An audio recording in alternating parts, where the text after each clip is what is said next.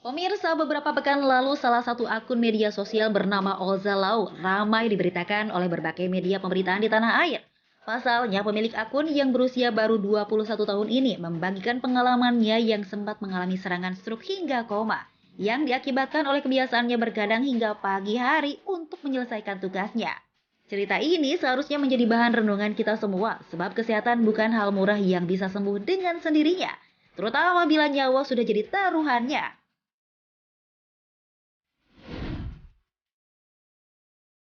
Bagi masyarakat perkotaan, terutama seorang yang bekerja, begadang adalah hal biasa. Bisa karena alasan produktivitas pekerjaan, tingkat stres yang tinggi, atau gaya hidup. Kebiasaan mengganti waktu tidur di malam hari dengan siang ini memaksa indera penglihatan serta otak kita tetap terjaga. Padahal normalnya manusia harus menghabiskan waktu tidurnya di malam hari sekitar 7 hingga 8 jam lamanya agar sistem organ dalam tubuh bekerja maksimal.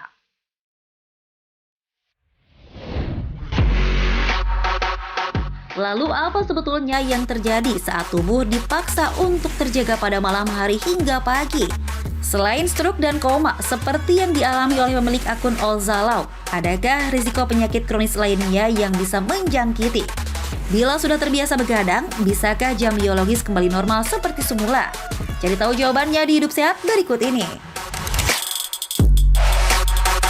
Bagi sebagian orang, memang begadang itu merupakan satu keharusan karena dia harus bekerja. Apalagi sekarang di masanya orang bekerja dari rumah. Waktu kerja itu kadang-kadang bisa rapat, misalnya mungkin jam 11 malam, jam 12 malam, rapat sampai pagi. Atau mungkin profesi tertentu ya. Profesi tertentu, dokter termasuk sebenarnya. Ada yang mesti jaga malam, ada juga yang dinas malam, atau pembawa acara mungkin.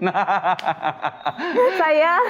Atau wartawan, ya misalkan. Ya. Atau ada yang shift malam juga, tugas pabrik juga ada. Nah katanya ini bisa menjadi bahaya untuk kesehatan. Karena tadi ada akun yang bilang bisa bikin stroke. Nah, kali ini ada dokter narasumber kita, Dokter Nurul Rahmawati, spesialis neurologi. Halo Dokter Vito, Mbak Intan. Halo dokter. Aduh dokter, ini jadi polemik nih bagi apalagi misalnya kayak saya dokter bawa acara bola kan tengah malam harus Sama, begadang. kita resikonya sama iya, nih. Iya, sama dokter-dokter juga kan sama. Iya. Nah dokter, ini ada fakta dan mitos beredar nih dokter. Ini fakta atau mitos, katanya kurang tidur dapat meningkatkan resiko tekanan darah tinggi. Ini fakta atau mitos? Ini fakta dokter. Fakta? Iya, ini fakta sekali. Jadi memang ketika kita kurang tidur atau begadang, nah itu menyebabkan metabolisme kita sama hormon kita meningkat. Ini ada bagian tubuh lain itu juga yang aktivitas aktivitasnya meningkat sehingga itu menyebabkan pembuluh darah kita vasokonstriksi. Nah, ketika vasokonstriksi kemudian jadilah darah tinggi itu tadi, gitu. Jadi kaku, tekanan darahnya jadi naik makanya. Iya, benar. Apalagi ada hormon-hormon tegang ya. Karena kita dipikir mungkin lagi kerja kali dokter. Iya, dipikirnya dia lagi kerja. Jadi harusnya yang hormonnya itu bekerja pada malam hari, nah itu jadi berantakan dia, nggak bisa ngaturnya. Karena dia mikirnya, oh ini masih pagi gitu. Oke. Jadi memang mereka sebenarnya udah tahu jam-jam untuk iya, tubuh kita tuh udah pinter dia. Ini harusnya malam waktunya yang kerja tuh ini gitu, hormon ini. Tapi ternyata karena kita nggak tidur jadi berantakan dia, kacau. Gitu. Oke, selain darah tinggi ada satu lagi nih penyebab stroke atau serangan jantung ya pada usia muda, yaitu gula darah ini. Katanya kalau kita sering begadang ini bisa meningkatkan gula darah atau mengganggu metabolisme gula darah. Ini fakta atau mitos? Ini fakta Dokter Vito. Fakta juga? Iya, benar. Jadi ketika kita kurang tidur, ada beberapa hal kan.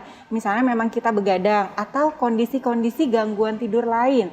Misalnya obstructive sleep apnea, jadi nafasnya ngorok. Nah itu kan bisa mengganggu tidur juga. Ini akan mengakibatkan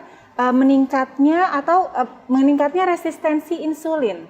Gitu, sehingga ini yang akan menimbulkan kita terkena diabetes. Nah selain itu kan tadi yang jalur langsung, ada jalur yang tidak langsung. Jadi ketika kita begadang terus-menerus, itu akan menyebabkan obesitas. Obesitasnya ini tadi akan menyebabkan diabetes gitu. Jadi itu fakta.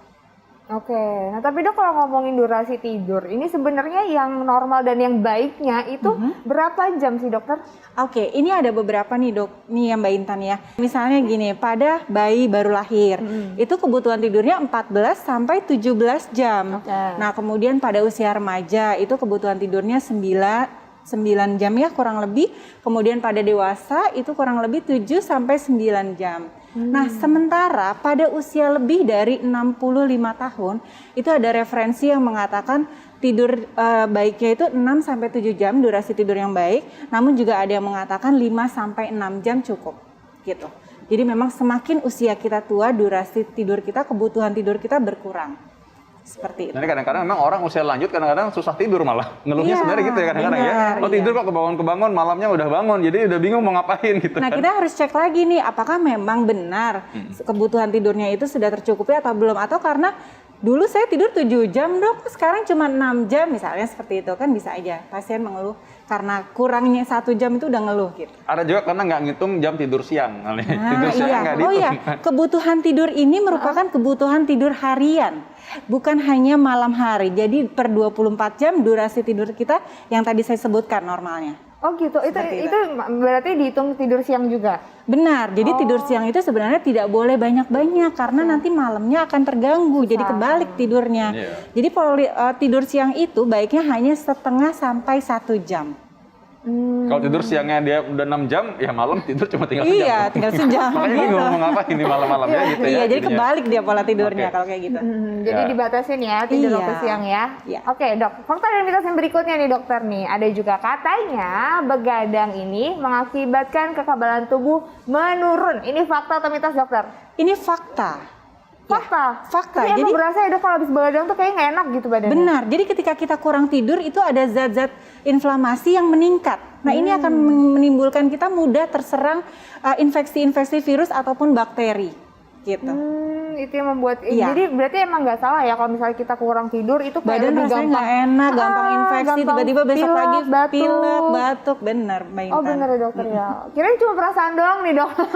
Enggak, kamu itu emang halus benar. ya, Emang ada perasaan. ilmunya. Oh, Iya, bener emang ya. ada dasar sainsnya Iya, ya. iya, Perasaan Intan memang terlalu halus kadang-kadang. Ya, oke. Sekarang fakta mitos berikutnya ya. Kalau tidak tidur di malam hari, bisa digantikan dengan tidur siang. Ini fakta atau mitos? Tapi jangan jawab dulu, kita akan stop saat lagi tetap di Hidup Sehat.